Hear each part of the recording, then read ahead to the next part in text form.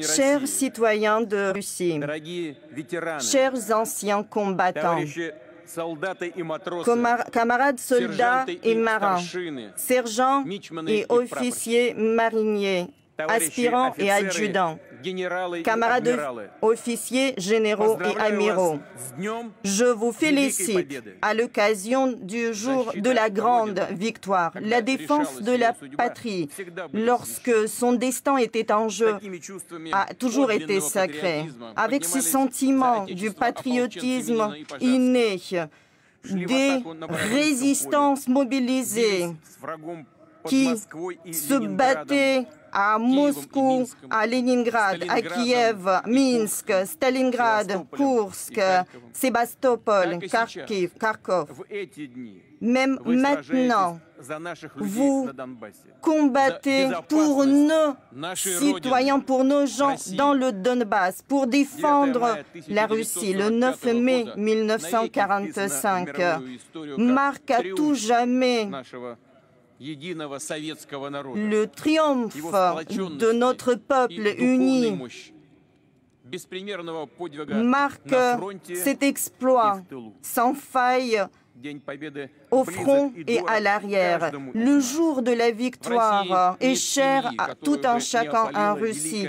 Il n'y a pas une seule famille en Russie qui n'est épargné par cette guerre. Le régiment des immortels maintenant honore les ancêtres. Ils portent les portraits de leurs pères, grands-pères, des anciens combattants qui nous ont laissés. Nous sommes fiers de cet esprit imbattable des vainqueurs.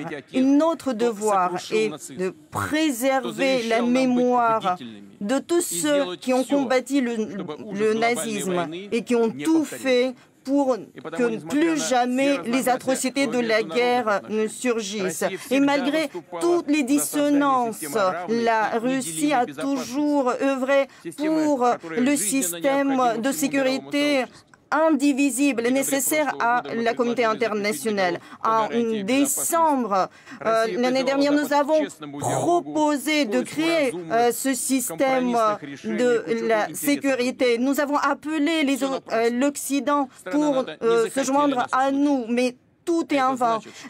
L'Occident n'a pas voulu nous entendre. Cela veut dire qu'il chérissait d'autres projets. Et nous l'avons vu ouvertement. Il se préparait à une opération de représailles dans le Donbass et en Crimée. À Kiev, on parlait des possibles armes nucléaires et le temps se rapprochait de nos territoires. Ainsi, petit à petit, la menace inadmissible pour nous planait au-dessus de nos frontières.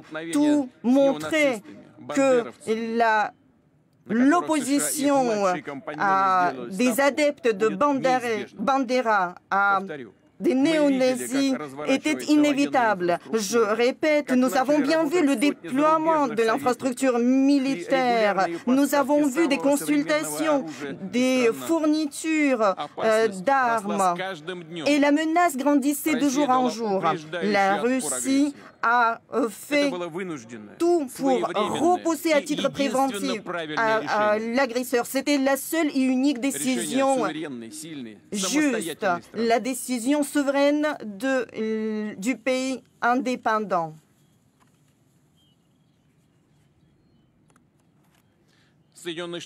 Les États-Unis, surtout après la chute de l'Union soviétique, ont commencé à parler de leur caractère exceptionnel, en humiliant non seulement le monde entier, mais également des alliés satellites qui fermaient les yeux là-dessus et qui avalaient tout cela.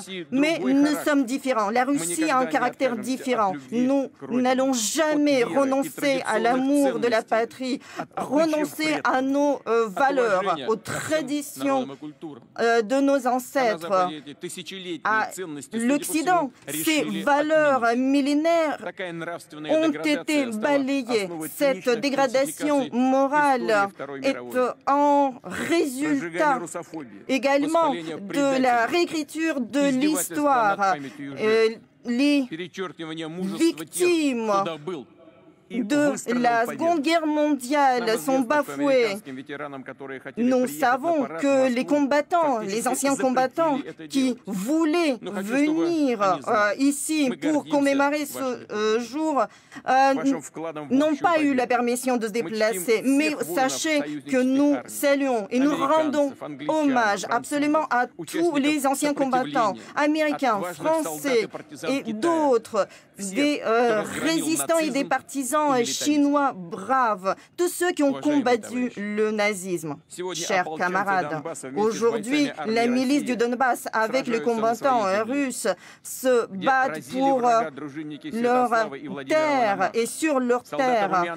Et les soldats de Potemkin, de Suvorov, de Brusilov, c'est là où les combattants de la Seconde Guerre mondiale, Lyudmila Polichenko, se battaient main dans la main.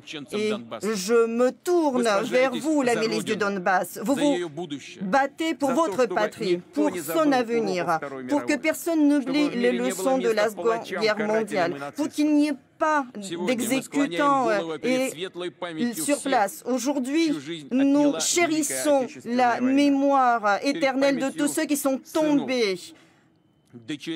Les fils, les filles, les maris, femmes, les sœurs, les proches, les grands-pères et les grandes-mères. Nous nous inclinons devant la mémoire de tous ceux qui sont tombés, qui ont été brûlés vifs à Odessa en 2014, devant les civils du Donbass qui sont tombés sous les tirs des néo-nazis. Nous nous inclinons devant les compagnons d'armes qui sont morts dans ces combats justes pour la Russie. Je vous invite à observer les minutes de silence.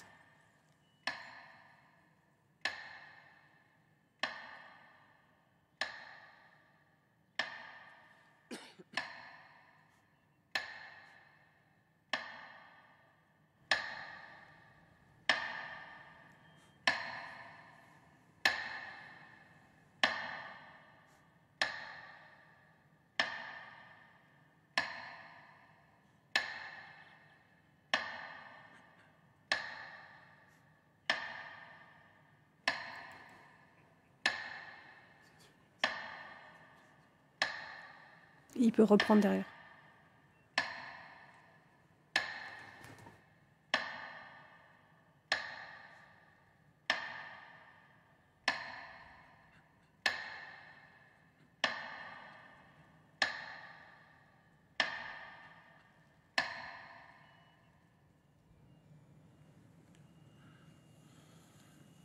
Уважаемые товарищи, Chers camarades, la mort de chacun de nos officiers et de soldats est un deuil pour nous tous, une perte pour les proches, les sociétés civiles, les entreprises, les régions et l'État vont tout faire pour aider les familles. Nous allons apporter le soutien tout particulier, l'attention toute particulière aux enfants de tous ceux qui sont tombés pour la patrie. Nous avons signé, j'ai signé aujourd'hui le décret en ce sens. Je salue les soldats et les officiers qui sont blessés. Je remercie le personnel médical, les infirmières et les infirmiers pour leur dévouement. Je m'incline devant vous pour vos efforts de défendre et de sauver les vies à vos risques et périls. Chers camarades, ici, sur la place rouge, les soldats et les officiers côtoient les uns les autres en provenance des régions de notre patrie, y compris de tous ceux qui viennent du front, du Donbass. Nous nous souvenons du fait que les ennemis ont essayé de tourner contre nous les bandes des terroristes internationaux pour nous briser, pour nous diviser, mais ils ont échoué. Aujourd'hui, nos combattants de toute nationalité sont unis et défendent les uns les autres de façon fraternelle. Et ça, c'est notre force, la force de l'unité de notre peuple multiethnique. Nous nous battons aujourd'hui pour défendre ce qui a été défendu par nos ancêtres, parce que les chérissaient au-dessus de tout l'indépendance et la sécurité de notre patrie. Tous ceux